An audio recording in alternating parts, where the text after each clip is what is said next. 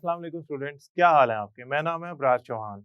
आज हम first year chemistry chapter number 9 के अंदर कोलिगेटिव प्रॉपर्टीज को डिस्कस करने जा रहे हैं। ये क्या होती हैं, ये किस पे डिपेंड करती हैं और इसमें हम मुख्तलिफ एग्जांपल यूज करते हुए इनको डिटेल में डिस्कस करेंगे। तो चलते हैं हम अपने लेक्चर की तरफ।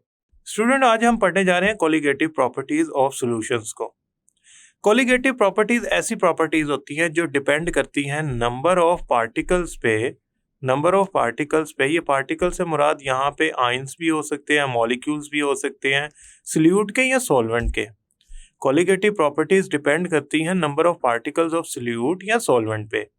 ये इस बात पे डिपेंड नहीं करती कि कौन सा सॉल्यूट यूज किया गया है, बेशक वो यूरिया हो, ग्लूकोज हो या सुक्रोज हो, इससे फर्क नहीं पड़ता। अगर उनके नंबर ऑफ पार्टिकल सेम हैं तो कुछ प्रॉपर्टीज एक जैसा रिस्पॉन्ड करती हैं, एक जैसा चेंज होती हैं। जैसे कि बॉइलिंग पॉइंट है, बॉइलिंग पॉइंट इंक्रीज कर जाता है अगर उस सॉल्यूट की एडिशन हो जाए, या वेपर प्रेशर कम हो जाता है अगर सॉल्यूट की एडिशन हो जाए। ये कोलिगेटिव प्रॉपर्टीज कहलाती है। So let's start with the very definition of colligative properties. The colligative properties are those properties of solution, ऐसी प्रॉपर्टीज ऑफ सॉल्यूशन जो कि डिपेंड करती हैं नंबर ऑफ सॉल्यूट या नंबर ऑफ सॉल्वेंट पार्टिकल्स यानी कि मॉलिक्यूल या आयंस पे। कोलिगेटिव प्रॉपर्टीज अप्लाई करने के लिए आपने डाइल्यूट सॉल्यूशन बनाना है। अब कोलिगेटिव प्रॉपर्टीज कौन कौन सी हैं और कौन सी कंडीशंस हैं जो हमने फुलफिल करनी है, तब जाके हम कोलिगेटिव प्रॉपर्टीज को थॉरोली स्टडी कर सकते हैं। देखें, पहली बात तो यह है कि अगर आप नंबर ऑफ सॉल्यूट और या नंबर ऑफ सॉल्वेंट पार्टिकल से अफेक्टेड होने वाली प्रॉपर्टी ऑफ सॉल्यूशन पूछ रहे हैं, पहली तो है vapour pressure of solution. Vapour pressure of solution first property है जो नंबर ऑफ पार्टिकल्स की वजह से अफेक्ट होती है। तो वेपर प्रेशर को होता क्या है? Vapour pressure number of solute particles के ज्यादा होने से, मैं किसके कह रहा हूं, नंबर ऑफ NO डॉट का मतलब है नंबर, में शॉर्ट फॉर्म लिख रहा हूं, नंबर ऑफ सॉल्यूट पार्टिकल ज्यादा होने से वेपर प्रेशर ऑफ सॉल्यूशन कम हो जाता है, यानी कि लोअर हो जाता है, कम हो जाता है। इसका मतलब ये है कि वेपर प्रेशर ऐसी कोलिगेटिव प्रॉपर्टी है जो सॉल्यूट पार्टिकल्स की तादाद पे डिपेंड करती है। बॉइलिंग पॉइंट बढ़ जाता है तो boiling point is another colligative property of solution. Freezing point कम हो जाता है। देखें, अगर वेपर प्रेशर कम होगा ना तो उससे बॉइलिंग पॉइंट बढ़ जाएगा, फ्रीजिंग पॉइंट कम हो जाएगा। फॉर एग्जांपल, अगर किसी सब्सटेंस का या वाटर का फ्रीजिंग पॉइंट है 0 डिग्री, तो due to the addition of solute it will decrease rather than increasing. क्यों? वेपर प्रेशर कम होने से जो फ्रीजिंग पॉइंट है वो कम हो जाता है। एंड ऑस्मोटिक प्रेशर, हमारे कोर्स में फर्स्ट 3 प्रॉपर्टीज को डिटेल में डिस्कस किया गया है। कोलिगेटिव प्रॉपर्टीज को ऑब्जर्व करने के लिए कुछ कंडीशंस रिक्वायर है। For example, the first condition is written, you need to make a dilute solution. आपका जो सॉल्यूशन होना चाहिए वो डाइल्यूट होना चाहिए, तब आप कोलिगेटिव प्रॉपर्टी को ऑब्जर्व कर सकते हैं properly. Solution should be dilute. Second, solute जो आपके पास है, जो आपने ऐड किया सॉल्यूशन में, वो नॉन वोलेटाइल हो, should be non volatile, like solid हो। यूरिया एक नॉन वोलेटाइल सॉल्यूट है जिसका बॉइलिंग पॉइंट हाई है, वेपर प्रेशर सॉलिड फॉर्म में तकरीबन ना होने के बराबर है। तीसरी बात, it should be non electrolyte, यानी कि जो आपने सॉल्यूट ऐड किया है वो नॉन इलेक्ट्रोलाइट हो। ये ना हो कि सॉल्यूट जो है वो आयंस में कन्वर्ट हो जाए। सॉल्वेंट के मॉलिक्यूल या आयंस हो सकते हैं, सॉल्यूट इलेक्ट्रोलाइट नहीं होना चाहिए, आयंस में कन्वर्ट नहीं होना चाहिए। Should not be electrolyte.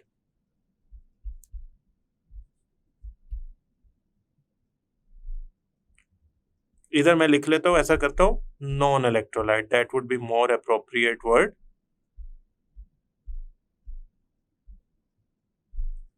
Okay, अब आप समझें, आपके सामने ये 2 सॉल्यूशन है। बीकर आपके सामने है A, ये बीकर है B।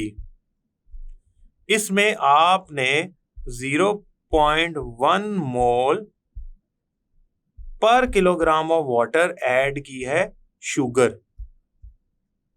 Sugar is non volatile, non electrolyte, ठीक है। और बीकर बी के अंदर आपने 0.1 मोल पर किलोग्राम ऑफ वाटर ऐड किया है यूरिया, यानी कि आपने 0.1 मोलल सॉल्यूशन बनाया है शुगर का, 0.1 मोलल सॉल्यूशन बनाया है यूरिया का। इन बोथ केसेस अगर मैं देखना चाहता हूं कि ए सॉल्यूशन का बॉइलिंग पॉइंट कितना बड़ा है, क्योंकि boiling point is a colligative property, और मैंने डाइल्यूट सॉल्यूशन जब बनाया तो मैं तो कोलिगेटिव प्रॉपर्टी को स्टडी कर सकता हूं। तो कोलिगेटिव प्रॉपर्टी में बॉइलिंग पॉइंट एक कोलिगेटिव प्रॉपर्टी है। से ए सॉल्यूशन का जो बॉइलिंग पॉइंट इंक्रीज हुआ वो हुआ 0.052। अब आप कहेंगे कि यूरिया एक डिफरेंट सॉल्यूट है। बेशक इसके नंबर ऑफ मोल्स या मोलैलिटी सेम है। मोलैलिटी या मोल सेम होने का मतलब ये है कि सॉल्यूट के नंबर ऑफ पार्टिकल्स का सेम होना। बेशक ये सेम है, मैं मानता हूं, यानी कि शुगर और यूरिया के नंबर ऑफ पार्टिकल सेम है, लेकिन है तो ये डिफरेंट, तो इनका तो इफेक्ट डिफरेंट आना चाहिए बॉइलिंग पॉइंट पे, लेकिन ऐसा नहीं है। जो सॉल्यूशन बी है इसका भी बॉइलिंग पॉइंट इंक्रीज हो गया 0.052 डिग्री सेंटीग्रेड। अब दोनों का boiling point 0.052 degree centigrade increase किया। ये क्या शो कर रहा है? ये शो कर रहा है कि आप जो मर्जी सॉल्यूट ले लें, उसके अगर नंबर ऑफ पार्टिकल सेम है या नंबर ऑफ मोल सेम है या मोलैलिटी सेम है, उससे नंबर ऑफ पार्टिकल सेम हो जाते हैं, तो उससे जो बॉइलिंग पॉइंट की एलिवेशन है वो एक जैसी हुई है। लिहाजा बॉइलिंग पॉइंट एक कोलिगेटिव प्रॉपर्टी है। अब हम चलते हैं, देखते हैं कि आखिर क्या वजूहात हैं कि कुछ प्रॉपर्टीज जो होती हैं वो कोलिगेटिव होती हैं। ये एक बड़ी इंटरेस्टिंग एग्जांपल है। स्टूडेंट, आपके सामने बीकर ए है, बीकर बी है, बीकर सी है। तीनों में आपने 1 kg water as a solvent ले लिया। तीनों में आपने 1 kg water as a solvent ले लिया। ए के अंदर आप ऐसा करें, ऐड करें 6 ग्राम यूरिया। अच्छा, 6 ग्राम यूरिया मैंने ऐड कर दिया ए के अंदर। ओके, बी के अंदर आप ऐड करें 18 ग्राम ग्लूकोज। देखें, यूरिया का फार्मूला है NH2CONH2। ग्लूकोज का फार्मूला है, मैं ऐसा करता हूं ग्लूकोज को किसी और कलर से लिख लेता हूं ताकि ये इजीली सेपरेशन इसकी नजर आ जाए। मैंने 18 ग्राम ग्लूकोज ऐड की, यानी कि C6H12O6, और मैंने ऐड किया 34.2 ग्राम सुक्रोज। अब सुक्रोज का फार्मूला क्या है? सुक्रोज का फार्मूला है C12H22O11। अब स्टूडेंट, ये 3 डिफरेंट कंपाउंड्स हैं, तीनों की डिफरेंट क्वांटिटीज ऐड की। किसके अंदर? मैंने अपने बीकर्स के अंदर। बीकर के अंदर पहले से क्या मौजूद था? बीकर के अंदर पहले से 1 किलोग्राम वाटर मौजूद था, which is actually equal to 1 litre, but मैं इसे किलोग्राम ही पढ़ूंगा। मैंने इनमें जब सॉल्यूट ऐड किया फॉलोइंग अमाउंट्स में, तो मैंने चेक किया कि इसका असर क्या हो रहा है। तो स्टूडेंट्स, अब हम चेक करते हैं वेपर प्रेशर को क्या होता है। तीनों जो हमारे सॉल्यूशंस बने हैं उनके वेपर प्रेशर ऑफ सॉल्यूशन, यानी कि जो वाटर और सॉल्यूट्स जो हमने लिए हैं, नॉन वोलेटाइल, नॉन इलेक्ट्रोलाइट, इनका वेपर प्रेशर पे इफेक्ट क्या होता है। देखिए, पहली बात तो ये इफेक्ट हुआ कि इन सारों का वेपर प्रेशर लोअर हो गया, कम हो गया, यानी कि वेपर प्रेशर की लोअरिंग हो गई, कम हो गया। कितना कम हुआ? एक जैसा कम हुआ सारों का vapour pressure, lowered with same value. आखिर उसकी क्या वजह थी? असल में जब मैंने गौर किया तो मुझे पता लगा कि 6 ग्राम यूरिया का मतलब होता है 0.1 मोल ऑफ यूरिया। अब मैं ऐसा करता हूँ, इन सारों को ब्लैक में लिख लेता हूँ, 0.1 mole of urea. 18 gram glucose का मतलब होता है 0.1 मोल ऑफ ग्लूकोज, और 34.2 ग्राम सुक्रोज का मतलब होता है 0.1 मोल ऑफ सुक्रोज। जब ये सारे 1 kg वाटर में डिसॉल्व किए गए तो इन सारों ने 1 मोलल सोल्यूशन बनाया, यानी कि इनके मोल सेम है, मोलैलिटी सेम है, 0.1 स्मॉल एम, ये भी 0.1 स्मॉल एम, ये भी 0.1 स्मॉल एम। इसका मतलब क्या है? अगर इनके मोल सेम है तो इनमें नंबर ऑफ पार्टिकल भी सेम है। असल में वेपर प्रेशर कम तब होता है जब एक certain amount of number of particle surface पे आ जाए, तो वो सॉल्वेंट के पार्टिकल्स को एस्केप नहीं होने देते। अब चूंकि इन सारों के पार्टिकल की तादाद सेम है, लिहाजा वो इक्वली सरफेस पे आके बैठ गए और उन्होंने एक जैसा सॉल्वेंट के पार्टिकल्स को एस्केप होने से रोक दिया, जिससे अल्टीमेटली रिजल्ट क्या निकला कि सारों का एक जैसा वेपर प्रेशर कम हुआ। अब मुझे कैसे पता लगा इनके नंबर ऑफ पार्टिकल सेम है? बड़ी सादी सी बात है। 0.1 की बजाय आप यूं समझे, आपके पास है इस सब्सटेंस का 1 मोल। मसलन मैं ये कहता हूं कि मेरे पास इस सब्सटेंस का है 1 मोल, 1 मोल, तो उसमें पार्टिकल होते हैं 6.02 10⁻23। अगर मैं कहता हूं मेरे पास है 0.1 मोल, तो उसमें नंबर ऑफ पार्टिकल्स होते हैं 6.02 10⁻22। तो इसका मतलब सारों के number of particle 1 kilogram of water में सेम है, लिहाजा उन्होंने एक जैसा वेपर प्रेशर कम कर दिया। दूसरी प्रॉपर्टी, बॉइलिंग पॉइंट को क्या हुआ? Boiling point as a colligative property, boiling point बढ़ जाना चाहिए। होना यूं चाहिए था कि सबसे ज़्यादा मिकदार है सुक्रोज की मैस के अंदर, तो उसका बॉइलिंग पॉइंट जो है वो सबसे ज़्यादा बढ़ना चाहिए था। अगर बॉइलिंग पॉइंट बढ़ता है सोल्यूट डालने से, तो सबसे ज़्यादा सुक्रोज का बॉइलिंग पॉइंट इंक्रीज करना चाहिए था, बढ़ना चाहिए था। लेकिन बॉइलिंग पॉइंट भी इंक्रीज जो हुआ वो सेम वैल्यू से हुआ। वाटर का बॉइलिंग पॉइंट इंक्रीज हुआ 0.052 डिग्री सेंटीग्रेड। उसकी वजह अगेन सारों के चूंकि मोल सेम है, लिहाजा नंबर ऑफ पार्टिकल भी सेम है, और बॉइलिंग पॉइंट का बढ़ना नंबर ऑफ पार्टिकल्स पे डिपेंड करता है। चूंकि सारों के नंबर ऑफ पार्टिकल सेम है, लिहाजा सबका बॉइलिंग पॉइंट एक जैसा, यानी कि 0.052 डिग्री इंक्रीज कर गया। तो अब इस सोल्यूशन का बॉइलिंग पॉइंट 100 नहीं होगा, 100 प्लस 0.052 डिग्री होगा।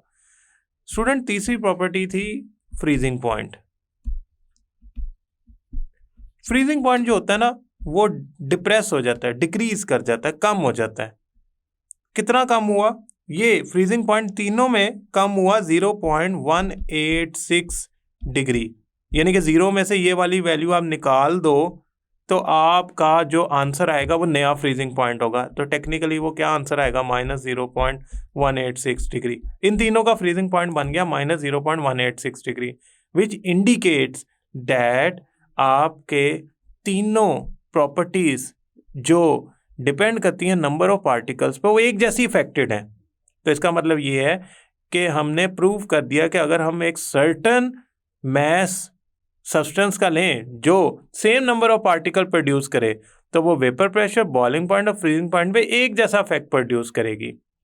अगर आप ये सोल्यूशन बनाते हैं, मैं अब ऐसा करता हूँ, थोड़ा इसको एक्सपेंड करता हूँ कॉन्सेप्ट को। अगर आप सोल्यूशन बनाते हैं, से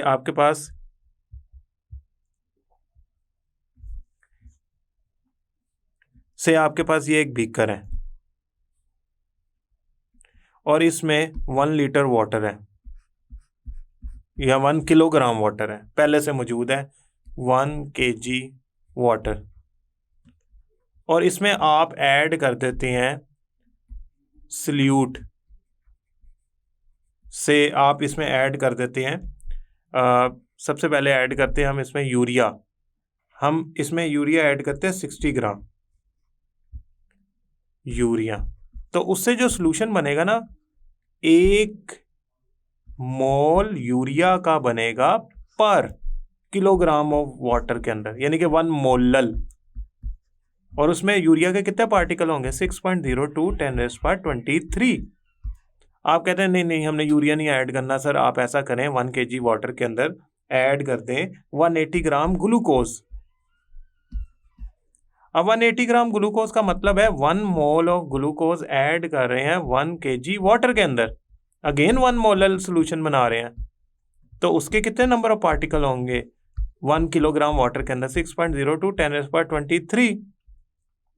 फिर अगेन आपके पास है सुक्रोज, सुक्रोज हमारे पास था, शुगर जिसे आप कहते हैं, शुगर हमारे पास था 342 ग्राम। तो मैंने क्या किया, इसके 342 एक्चुअली 1 मोल के ही इक्वल होते हैं, ये ऐड किया, तो इसने भी 1 मोलल सोल्यूशन बनाया और उसमें भी 6.02 10⁻23 पार्टिकल्स से शुगर के। हो क्या रहा है, हो ये रहा है कि इन सारों के नंबर ऑफ पार्टिकल्स जो हैं वो सेम है, तो इनका effect on boiling point, freezing point and vapour pressure same आएगा।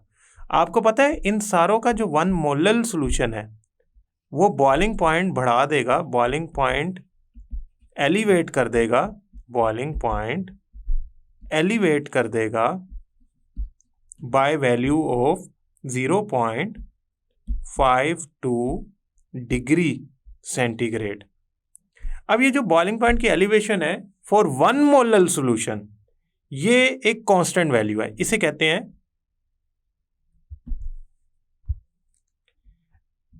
एब्यूलियोस्कोपिक कांस्टेंट। ये कांस्टेंट वैल्यू क्या इंडिकेट कर रही है, ये वैल्यू ये इंडिकेट कर रही है कि आपका वाटर यानी सॉल्वेंट जो वाटर है उसका 0.52 डिग्री बॉइलिंग पॉइंट बढ़ जाएगा अगर आप 1 मोलल सॉल्यूशन बनाएंगे इनमें से किसी एक का। तो एब्यूलियोस्कोपिक कांस्टेंट के जो यूनिट्स हैं वो हमारे पास क्या बन गए, हमारे पास एब्यूलियोस्कोपिक कांस्टेंट को हम शो करते हैं केबी से और उसके यूनिट्स बन गए डिग्री सेंटीग्रेड पर मोल, पर मोलल, और पर मोलल से जो वैल्यू आ रही है इसकी फॉर वाटर वो आ रही है 0.52 डिग्री सेंटीग्रेड। अब 1 मोलल सॉल्यूशन ही मैं लूं तो उसमें मैं चेक करूं फ्रीजिंग पॉइंट को क्या होगा, फ्रीजिंग पॉइंट, तो आप कहेंगे फ्रीजिंग पॉइंट कम हो जाएगा, कितना कम हो जाएगा, 1.86 डिग्री डिक्रीज कर जाएगा फॉर 1 मोलल सॉल्यूशन। तो इस कांस्टेंट को कहेंगे क्रायोस्कोपिक कांस्टेंट, क्रायोस्कोपिक कांस्टेंट, और ये इंडिकेट कर रहा है KF की वैल्यू को, और KF की जो वैल्यू होती है उसकी वैल्यू है for 1 molal solution of solutes is equal to 1.86 degree per molal. Student एक बात याद रखिएगा, जब आप बॉइलिंग पॉइंट और फ्रीजिंग पॉइंट के कांस्टेंट्स की बात कर रहे हैं तो वो पर मोलल के हिसाब से होते हैं, यानी कि एब्यूलियोस्कोपिक कांस्टेंट का मतलब है खास वैल्यू जो बॉइलिंग पॉइंट की बढ़ जाती है वो होगी 0.52। अब यहां से हमारा एक बहुत इंपॉर्टेंट इक्वेशन ड्राइव हो सकती है, boiling point elevation, boiling point elevation is equal to boiling point of water 100 degree plus molality multiply by 0.52, और यहां से फ्रीजिंग पॉइंट की डिप्रेशन की इक्वेशन ड्राइव हो सकती है, जनरल इक्वेशन फॉर वाटर। याद रखिएगा ये इक्वेशंस फॉर वाटर है, for not for other materials है। 0 degree minus molality multiply by 1.86। अब ये इक्वेशन आपको एक्चुअली हेल्प करेंगी for finding out different depressions of freezing point and elevation in boiling points. अब मैं एक टेबल डिस्कस करने जा रहा हूं, then this lecture is actually complete कि कोलिगेटिव प्रॉपर्टीज आखिर कुछ क्यों होती हैं। स्टूडेंट ये आपके सामने टेबल है that actually shows different ebullioscopic constants. मैं ऐसा करता हूँ, इसको एनसर्कल करने के बजाय एरो से शो कर देता हूँ, and cryoscopic constant for different solvents. तो यहाँ से एक बात तो मेरे जहन में क्लियर हो गई कि अगर मैं सॉल्वेंट चेंज करूँगा तो पर मोलल जो बॉइलिंग पॉइंट बढ़ता था वो डिफरेंट होगा। मसलन अगर मैं वाटर में 1 मोलल सोल्यूशन बनाता हूँ यूरिया का या X सोल्यूट का तो वो बॉइलिंग पॉइंट इंक्रीज करेगा 0.52। अगर मैं ईथर के अंदर 1 मोलल सोल्यूशन बनाता हूँ उसी कंपाउंड X का, अगर वो इसमें डिसॉल्व हो जाए तो वो बॉइलिंग पॉइंट इंक्रीज करेगा 2.16। और अगर मैं 1 मोलल सोल्यूशन बनाता हूँ उसी कंपाउंड का X का एथेनॉल के अंदर तो उसका बॉइलिंग पॉइंट पर मोलल जो इंक्रीज होगा वो होगा 1.75 डिग्री। डैट मीन्स कि हमारे पास जो बॉइलिंग पॉइंट इंक्रीज होता है वो इस बात पे डिपेंड कर रहा है कि हमने सोल्यूट किस सॉल्वेंट में, स्पेसिफिक सॉल्वेंट में कितना ऐड किया है और सॉल्वेंट कौन सा है। क्रायोस्कोपिक कांस्टेंट के साथ भी सेम यही है। 1 molar solution will decrease the freezing point of water 1.86 but not for ether. Ether के लिए 1.79 होगा और एथेनॉल के लिए 1.99 होगा। जो one of the highest value है वो एसिटिक एसिड और बेंजीन के लिए है। बेंजीन और एसिटिक एसिड के लिए पर मोलल जो हाईएस्ट वैल्यू है कांस्टेंट्स की, बिलियोस्कोपिक कांस्टेंट Kb और क्रायोस्कोपिक कांस्टेंट Kf की। बस हमने एक बात याद रखनी है कि जो बॉइलिंग पॉइंट की एलिवेशन है, यानी कि मैं आपको बताना चाह रहा हूं कि बॉइलिंग पॉइंट का बढ़ जाना है, फ्रीजिंग पॉइंट का कम हो जाना है और वेपर प्रेशर का भी कम हो जाना, ये असल में कोलिगेटिव प्रॉपर्टीज हैं। फ्रीजिंग पॉइंट, बॉइलिंग पॉइंट और वेपर प्रेशर। और इन पे जो इफेक्ट आता है वो ये आता है कि अगर आप सॉल्यूट ऐड करते जाएंगे तो फ्रीजिंग पॉइंट कम होगा, बॉइलिंग पॉइंट बढ़ जाएगा और वेपर प्रेशर भी कम हो जाएगा। बस याद रखिएगा जब आप कोलिगेटिव प्रॉपर्टी स्टडी कर रहे हैं तो सोल्यूशन डाइल्यूट हो, ये ना हो आप उसमें 70 मोलल सोल्यूशन ले लें। और सोल्यूट जो आप इस्तेमाल कर रहे हैं वो नॉन इलेक्ट्रोलाइट नॉन वोलेटाइल हो। याद रखिएगा, नॉन इलेक्ट्रोलाइट और नॉन वोलेटाइल हो। नॉन इलेक्ट्रोलाइट सोल्यूट वो होते हैं जो आयंस प्रोड्यूस नहीं करते, जिनमें से इलेक्ट्रिसिटी कंडक्ट नहीं हो सकती, और नॉन वोलेटाइल वो सोल्यूट होते हैं जो कि high value of boiling point रखते हैं और उनका वेपर प्रेशर ना होने के बराबर होता है, यानी कि वो इजीली उनके पार्टिकल वेपर्स में कन्वर्ट नहीं होते। आई होप स्टूडेंट ये लेक्चर आपको समझ आया होगा। नेक्स्ट लेक्चर तक के लिए अल्लाह हाफिज।